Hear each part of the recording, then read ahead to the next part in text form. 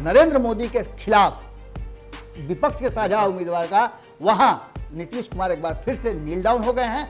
Bharatiya Janata party भी देख रही है कि एक राज्य में अगर हम साझा सरकार भी चला रहे हैं तो उससे क्या अंतर पड़ रहा है। बाकी के तो राज्यों में हम एक सरकार चला रहे हैं या अपने डोमिनेट करके सरकार चला रहे हैं, और नीतीश कुमार को जब जरूरत होगा भारतीय जनता पार्टी तब भसा देगी। और केसी त्यागी ने केंद्र में बैठ करके ये बात कही है, इसका सीधा सा मतलब है कि वो सिर्फ और सिर्फ भारतीय जनता पार्टी पर उंगली उठा रहे हैं जी। उस भारतीय जनता पार्टी पर जिसने 2 करोड़ लोगों को 2014 में रोजगार देने की बात कही थी, यानी 10 करोड़ रोजगार अब तक लोगों को दे दिया गया। कि भारतीय जनता पार्टी ने जो रणनीति चली है, उस रणनीति में नीतीश कुमार और उनकी पूरी टीम का मजबूरी है कि वो भारतीय जनता पार्टी के साथ जुड़े रहें।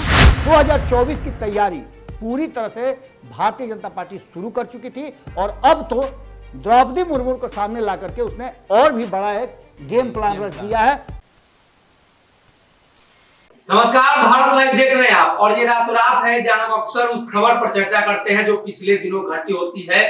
परिणाम बिहार की सियासत में आने वाले दिनों में दिखाई पड़ता है। एक बार फिर से जनता दल यूनाइटेड बैकफुट पर है, और खास तौर पे जदयू भाजपा के बीच जो भयंकर गैंगवार चल रहा है, उपेंद्र कुशवाहा, ललन सिंह, संजय जायसवाल के बीच जो लड़ाई शुरू हुई, अब उसमें ललन सिंह साइड हो चुके हैं, लेकिन उपेंद्र कुशवाहा अब भी भिड़े हुए हैं, और दोनों तरफ से नेताओं का जमावड़ा, नेताओं का फौज खड़ी हुई है। एक तरफ अगर बात करें तो उपेंद्र कुशवाहा के पीछे तमाम प्रवक्ता की फौज है, और वहीं अगर बात करें संजय जायसवाल की तो उनके पीछे उनके पार्टी के तमाम विधायकों की फौज है। अब ऐसे में चर्चा तो होनी ही चाहिए, क्या नीतीश कुमार बैकफुट पर आ गए हैं, क्या नीतीश कुमार इस मसले पर नहीं बोल रहे हैं, और नीतीश कुमार पिछले 1-1.5 महीने से गठबंधन को लेकर जितनी भी चर्चाएं हो, वो एक भी बयान नहीं दिए अभी तक। अक्सर नीतीश कुमार ऐसा नहीं करते हैं। बाबा नीतीश कुमार छोटे छोटे मुद्दों पर बोलने वाले नेता हैं, मीडिया के सामने हमेशा आते हैं। नीतीश कुमार सुलभ हैं मीडिया से, फिर भी नीतीश कुमार इस मसले पर बोल क्यों नहीं रहे? सवाल पूछा जाता है तो टाल देते हैं। सबसे पहले इस पूरी जो चर्चा है इसकी शुरुआत करने से पहले मैं एक जो कोट शुरू करूंगा कि we are not able to create jobs in village and small towns। इसके बाद मैं कहानी कहूंगा, ये कोट किसका किया हुआ है ये भी मैं बताऊंगा, लेकिन क्या सरकार में रह करके 2 लोग 2 तरह की बातें कर सकते हैं? सबसे पहली बात तो यहीं से शुरुआत है जी। एक बार फिर आपने याद दिला दिया कि ललन सिंह और उपेंद्र कुशवाहा जो कुछ भी कर रहे हैं वो भारतीय जनता पार्टी के करीब आने के लिए। तो देखिए, दुश्मनी और प्यार में ऐसा होता है अक्सर कि जब आपको किसी से बहुत ज्यादा प्यार होता है तो उससे झगड़ा भी ज्यादा होता है, और दुश्मन के साथ झगड़ा तो होता ही है, और झगड़ा होते होते अचानक से प्यार हो जाता है। बिहार की राजनीति में कुछ इसी तरह की देखने को मिल रही है। आप सिंपल सी बात है, आपको याद होगा जब पंचनामा करते हैं आप संपादक मोहन जी के साथ, तो वो अक्सर इन बातों को कहते हैं कि देखिए, एक चोर और एक सिपाही दोनों खुश हो रहे थे। चोर इसलिए खुश हो रहा था कि अच्छा, लेकिन सिपाही भी खुश हो रहा था। सिपाही खुश हो रहा था कि चोर को पकड़ लिए, लेकिन चोर के खुशी के कारण किसी को पता नहीं चल रहा।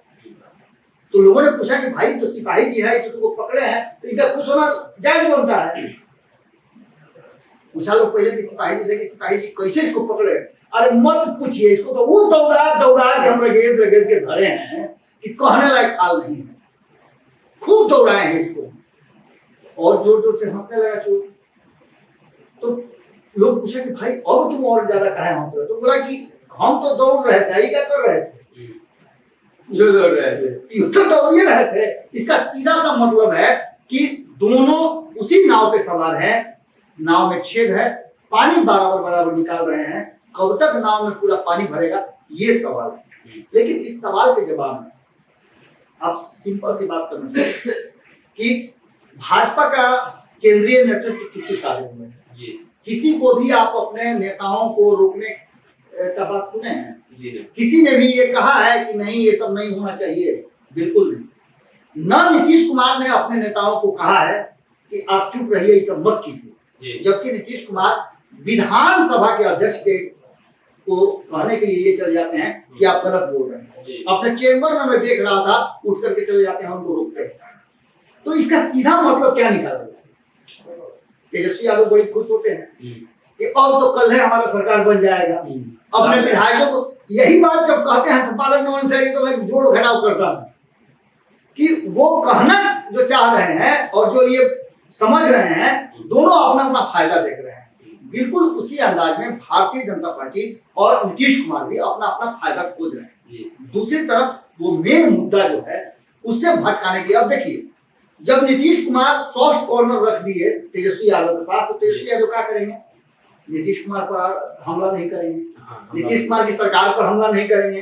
वो टारगेट किसको करेंगे? तो भारतीय जनता पार्टी करेंगे, और भारतीय जनता पार्टी केंद्रीय जो उनका योजना है उस पर हमला करेंगे, जो कि आपको देखने को मिल रहा है। ये राजनीति का कला है, गुण है। नए हैं तेजस्वी यादव, बहुत कुछ सीखना है राजनीति में। लालू प्रसाद भैंस का नाम लेते थे, भैंस का सिंग पकड़ के चढ़ने का नाम लेते थे, तो लोग बड़ा मजा लेता था। लेकिन वो भैंस के सिंग पर पकड़ के चढ़ने का नाम क्यों लेते थे? जब उन पर कोई आरोप लगता था या जब कोई योजना को लागू करके उनको जनता का मन भटकाना होता था। ये राजनीति का एक बहुत बड़ा उदाहरण है, और राजनीतिक लोग ऐसा करते हैं। अब एक चीज बताइए, महंगाई पर कोई बात कर रहा है, शिक्षा पर कोई बात कर रहा है, बेरोजगारी पर कोई बात कर रहा है, पलायन पर कोई बात कर रहा है, उन लड़कों के बारे में बात शुरू हुई है। तो सीधी सी बात है कि इन सारे विषयों पर कोई चर्चा नहीं हो रही है। अग्निपथ योजना आई और याद पड़ा विपक्ष को और साथ साथ नीतीश जी को भी कि युवा भी हमारे राज्य में हैं जी। क्या नीतीश कुमार जी को वो कोरोना काल में वो युवा नहीं नजर आए थे? याद है, मुझे पूरी तरह से याद है, मैं 3-3 घंटा बैठ करके बिहार के लोगों से बात करता था कोरोना काल में, उनकी समस्या जानना चाहता था, विधायकों से, सांसदों से बात करना चाहता था, लेकिन कोई भी तैयार नहीं हो रहा था। लास्ट में मैं बधाई दूंगा राष्ट्रीय जनता दल के बहुत सारे नेताओं को, विपक्ष में रह करके जिस तरह से उन्होंने किया। मैं बधाई देना चाहूंगा वीआईपी के नेताओं को, जिन्होंने बहुत अच्छा काम किया उस समय। कई नेताओं ने काम किया, इस यहां तक कि चिराग पासवान ने भी उस समय बहुत अच्छा काम किया। लेकिन सत्ता में बैठे लोग सिर्फ योजना और सरकार ये कर रही है, सरकार वो कर रही है, वो करना चाह रहे थे। और सबसे बड़ी बात कि जब बिहार में उस समय यह कहा गया था सरकार के द्वारा कि जो लोग आ रहे हैं उनका मैपिंग करेंगे, उनका डाटा बनाएंगे, पलायन करने वाले लोगों को पता करेंगे कौन कितना यहां से गया है, किस किस राज्य में गया है। ये सारी चीजें कौन याद करेगा जब ये आपस में ही रोज सरकार गिराने की बात करेंगे, एक दूसरे पर हमला करेंगे, तो लोग हमारे यहाँ के बहुत जल्दी भूल जाते हैं। बिहार के लोगों की बड़ी शॉर्ट मेमोरी होती है और राजनीति में दिलचस्पी इसलिए लेते हैं कि राजनीति में चटकारे वाली जो बातें होती हैं, उन बातों के लिए आप अक्सर देखिए कि आप कोई खबर कीजिए ना, अभी बेरोजगारी से जुड़ा हुआ कोई खबर कीजिए, आंकड़ा दीजिए, उस पर लोग नहीं देखेगा। बेटा को रोज डंडा से मारेगा, रोज उसको उल्हाना देगा, ताना देगा कि अरे तुम घरे बैठे रहे, तुम जाओ ना कुछ करो, शादी ब्याह तुम्हारा कैसे होगा। लेकिन रोजगार की बात होगी, उसके आंकड़े जब दीजिएगा और कैसे रोजगार के लिए आपको करना है, वो कोई नहीं करेगा। सीधी सी बात है। हम राजनीति की उस बात को की चर्चा कर रहे हैं जिसमें हमने शुरुआत किया था कि we are not able to create job. ये बातें जदयू के राष्ट्रीय प्रवक्ता केसी त्यागी ने कही है और केसी त्यागी ने केंद्र में बैठ करके ये बात कही है। इसका सीधा सा मतलब है कि वो सिर्फ और सिर्फ भारतीय जनता पार्टी पर उंगली उठा रहे हैं उस भारतीय जनता पार्टी पर जिसने 2 करोड़ लोगों को 2014 में रोजगार देने की बात कही थी। यानी 10 करोड़ रोजगार अब तक लोगों को दे दिया गया होता अगर सरकार चाहती तो। दूसरी तरफ सेना वाली बात पर टकराव क्यों हो रहा है, तो इसके पीछे कारण है कि जैसा कि एक बार फिर से मैं कहूँगा कि पंचनामा में मैंने अक्सर सुना है कि संपादक नवन मिश्रा जी यही बात दोहरा रहे थे कि किस तरह से भारतीय जनता पार्टी और नीतीश कुमार एक दूसरे से दूरी दिखा करके विपक्ष को भ्रमित कर रहे हैं और खुद एक साथ रहना चाहते हैं। कहीं ना कहीं एक दूसरे पर हमला करना ये लोकल नेताओं की, यानी कि बिहार के नेताओं की बात हो सकती है, लेकिन केंद्र में अभी भी प्रधानमंत्री को जब जरूरत होती है तो नीतीश कुमार से बात कर लेते हैं, लेकिन नीतीश कुमार को जब जरूरत होती है तो प्रधानमंत्री से बात नहीं होती है। लेकिन उसके बावजूद भी नीतीश कुमार को यह बात पता है कि किसी युवा को अगर भारतीय जनता पार्टी के अलावे, और किसी युवा का मतलब मैं तेजस्वी यादव का नाम ले रहा हूं, कि उनके हाथ में अगर बिहार की सत्ता या उनके साथ फिर दोबारा आ गए तो फिर वापसी उनकी नहीं हो सकती है। जी। लेकिन भारतीय जनता पार्टी को किसी भी क्षण वो झुकाने का मादा रखते हैं, जो कि पिछले काफी समय से हो रहा है। अब एक और चीज हो गई है सामने, जहां आरसीपी सिंह को कहा जाता था कि वो भारतीय जनता पार्टी के बहुत करीबियों में से हैं। जी। भारतीय जनता पार्टी आरसीपी सिंह को अपने साथ रखना चाहती है, जी। उनका जो मंत्रिमंडल है वो बचा रहेगा, लेकिन उसमें कहीं ना कहीं लंगड़ी मारने के लिए ललन सिंह ने अपना रास्ता अपना लिया है। जी। जिस तरह से उन्होंने सबसे पहले आकर के, हालांकि थोड़ा देर कर गए क्योंकि उनसे आगे निकल गए थे जीतन राम मांझी।